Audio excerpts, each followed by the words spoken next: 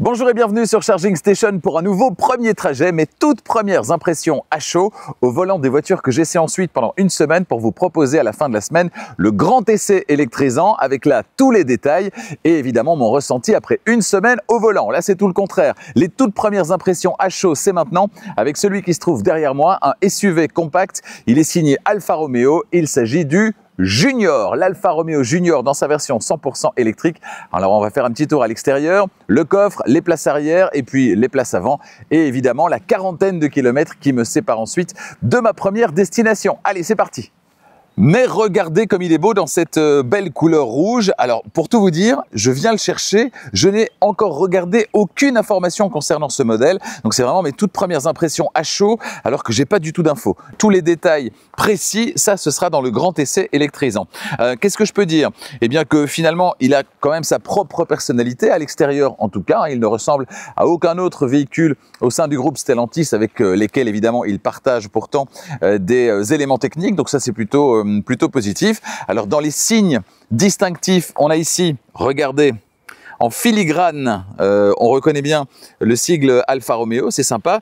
Ici la poignée de porte qui est en partie supérieure, ça dégage l'espace au niveau de la portière, donc on a l'impression d'avoir une voiture 3 portes alors qu'en fait c'est une voiture 5 portes. Là sur l'arrière on a ce bandeau noir qu'on va retrouver ici. Là un bandeau noir dans lequel se cachent les feux évidemment. On a ici un toit contrasté, toit noir, peinture rouge, encore un logo Speciale, et puis cet avant très reconnaissable, avant très Alfa Romeo. Franchement, il a de la gueule, il est sympa, ce Alfa Romeo Junior. J'ai hâte d'en prendre le volant et puis j'ai hâte surtout de découvrir l'intérieur et notamment le tableau de bord. Bon, on va commencer comme à chaque fois par l'arrière, direction le coffre. Alors sur cette finition, c'est électrique. Pas sûr que ce soit le cas sur toutes les finitions, je vous dirai tout ça dans le grand essai.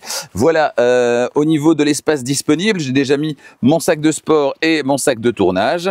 Alors au niveau du seuil de chargement, c'est assez haut, mais on a un plancher qui est affleurant ici. On va évidemment pouvoir soulever le fond et en dessous, glisser les câbles de recharge. On a une tablette qui est une tablette dure, qui se soulève évidemment à l'ouverture du haillon. Pour le reste, on a ici une prise 12 volts, on a un petit crochet ici à gauche, on en a ici à droite également. Pour le reste, rien d'autre à signaler, on file aux places arrière. Alors là, j'ai un petit peu peur parce que j'ai réglé le siège avant pour mon 1,90 m. Autant vous dire qu'à mon avis, il n'y a pas énormément de place à l'arrière. Et regardez ces sièges. Alors, c'est clairement pas les sièges qu'on va retrouver sur toutes les versions, hein. Je vous détaillerai tout ça dans le grand essai. Mais ceux-ci sont particulièrement spectaculaires. Mais vont-ils me permettre de m'installer à l'arrière? Ça s'annonce un petit peu compliqué. Alors, je vais essayer quand même. Ouh là là, c'est pas évident. Avec un peu de bonne volonté, il y a moyen, mais évidemment, j'ai les genoux de part et d'autre du siège avant qui est pourtant creusé ici, mais impossible d'y mettre les genoux, en tout cas pour ce qui me concerne. Ah, on a une petite fenêtre ici qui donne un petit aperçu vers l'avant, c'est sympa. À l'arrière toujours, on a un beau tunnel central, c'est dommage.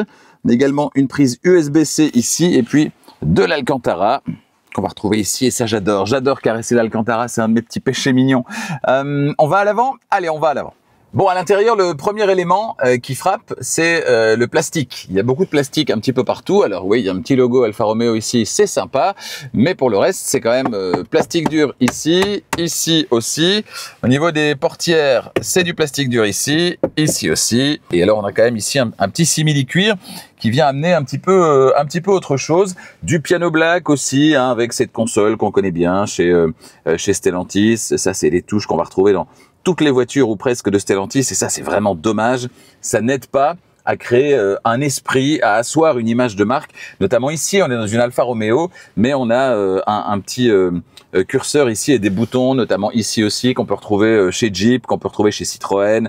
Voilà, ça n'aide pas vraiment à se positionner dans une ambiance qu'on aimerait plus exclusive. On est bien loin de quelque chose d'exclusif. Alors par contre, les sièges, regardez les sièges. On a vu l'arrière, là maintenant je vous montre l'avant. Sur cette finition, on peut dire qu'ils ont mis le paquet et dès qu'on s'installe, je peux vous dire qu'on est hyper bien maintenu latéralement au niveau des cuisses et au niveau du dos également grâce à ces renforts latéraux. Franchement, c'est vraiment sympa. L'écran, on n'est pas dépaysé non plus, hein. C'est l'écran qu'on va retrouver chez Stellantis sur pas mal de véhicules avec un menu donc qu'on connaît bien. Les petits boutons, je le disais, ici aussi.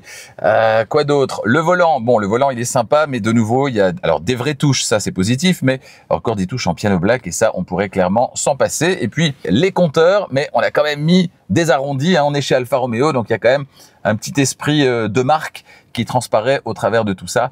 C'est sympa. Sinon, encore du plastique dur sur les montants ici. Et on a un ciel de toit qui est foncé pour une ambiance plus sportive. Bon, j'installe mes caméras et puis la quarantaine de kilomètres qui me séparent de ma première destination, eh bien, nous allons la vivre ensemble. Voilà, je suis installé dans ce siège, je suis calé d'ailleurs dans ce siège et je vais donc allumer avec le petit bouton ici. Ah oui, c'est vrai, on est chez Stellantis. Donc juste une petite pression rapide, ça ne fonctionne pas. Il faut maintenir le doigt enfoncé, c'est un peu pénible.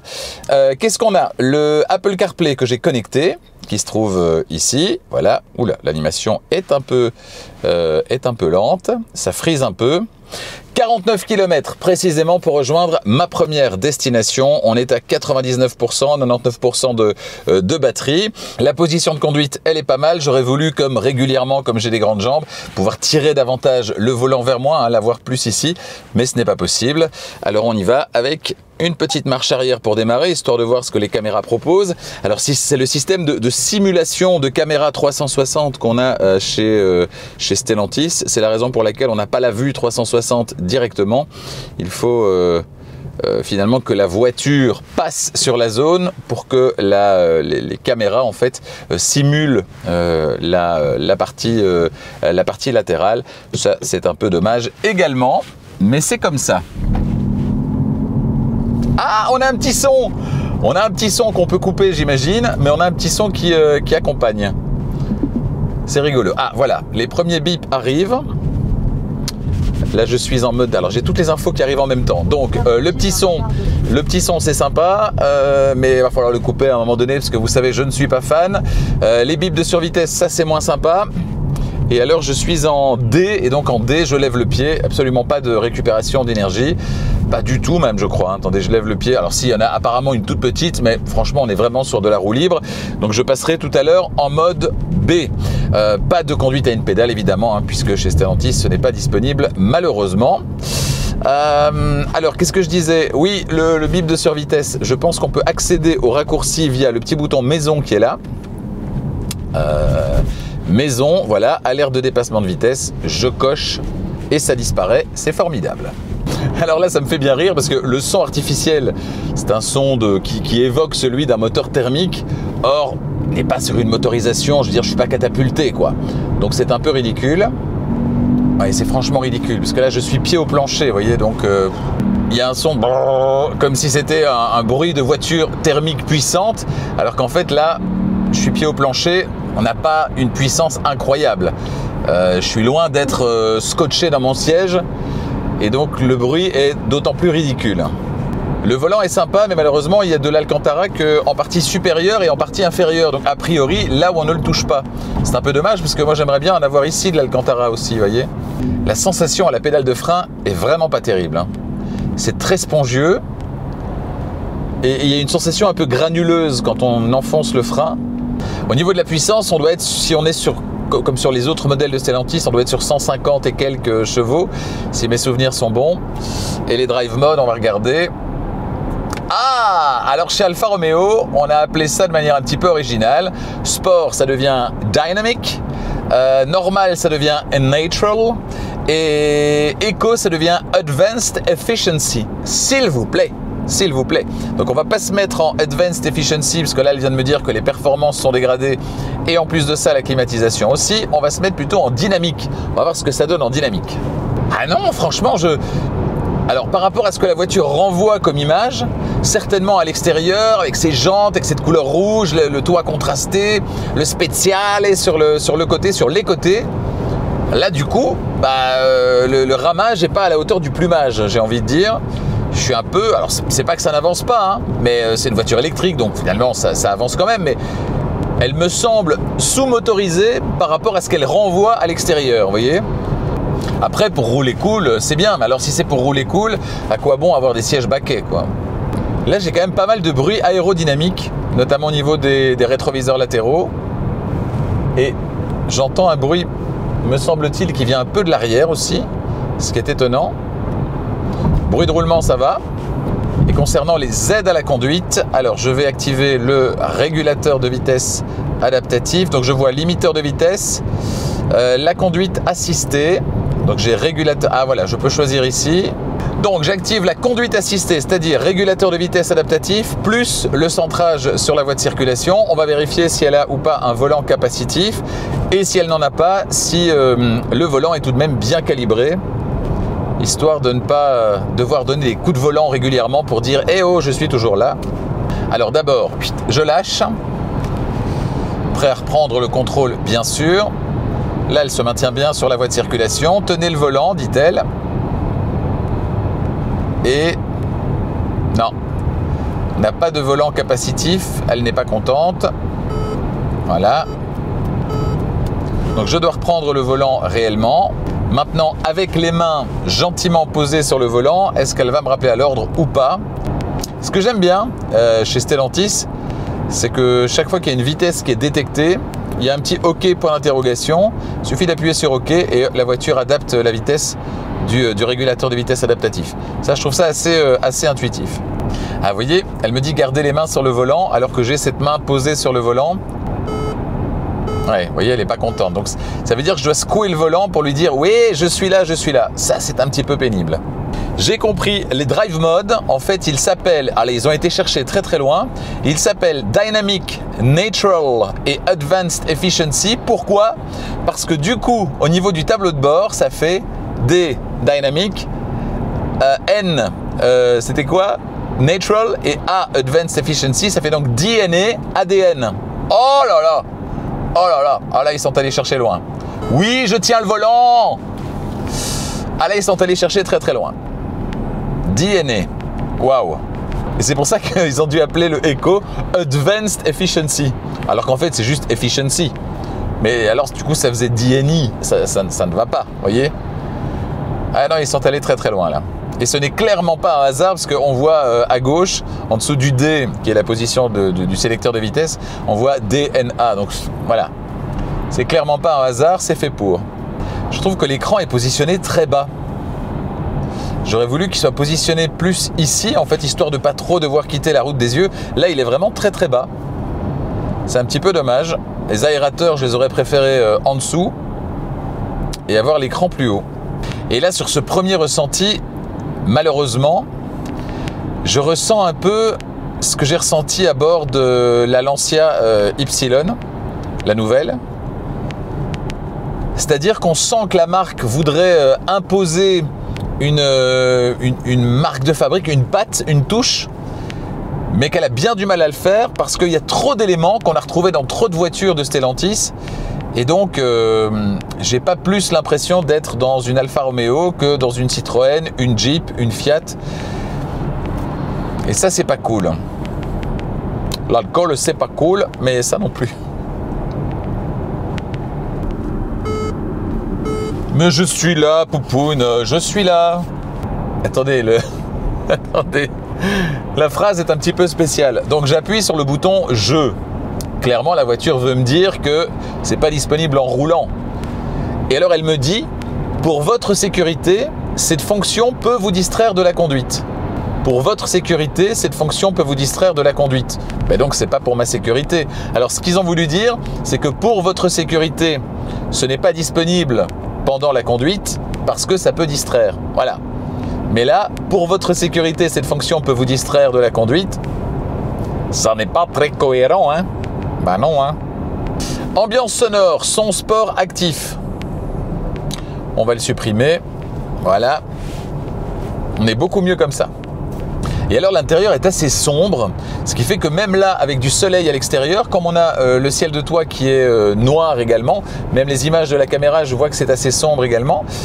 Et du coup, les boutons Ceux qui sont actifs, il y a un petit point blanc dessus, lumineux, donc ça je le vois, mais je dois quand même plisser les yeux pour essayer d'aller voir ce que ça donne en partie inférieure. Là sur les boutons qui ne sont pas activés, c'est pas très clair en fait, c'est pas très lumineux.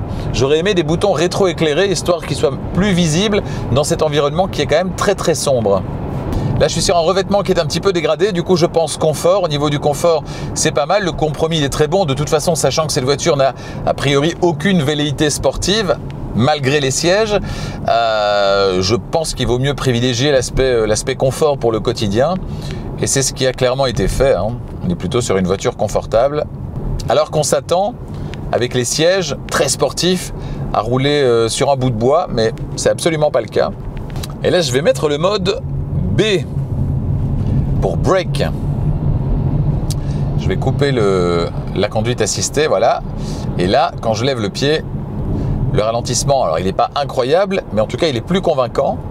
Bon, là je commence à m'habituer à la puissance disponible. C'est toujours pas incroyable, mais bon, pour le quotidien ça fera l'affaire. Donc le mode B sur des vitesses comme celle de l'autoroute qui permettent une grande anticipation, etc. Bon bah ça va convenir. Vous levez le pied, ça ralentira suffisamment. En ville, ce sera sans doute un peu moins le cas. Et là, vous ne pourrez pas échapper au fait de devoir mettre le pied sur le frein régulièrement, ce qui est un peu dommage. Me voilà presque arrivé à la fin de mon premier trajet. Merci de l'avoir vécu avec moi. Alors si je résume ce que j'ai pu ressentir jusque-là, observer jusque-là, le look à l'extérieur, très réussi, franchement ça en jette. Du coup à l'intérieur, je suis un peu moins convaincu, d'une part parce qu'au niveau du look, de la présentation, il y a pas mal de plastique dur, il y a pas mal d'éléments qu'on retrouve dans plein d'autres voitures du groupe Stellantis, donc c'est un peu dommage. Et puis en termes de sensation de conduite, c'est sûr que le ramage va pas vraiment avec le plumage, notamment en étant si bien installé dans ces sièges baquets.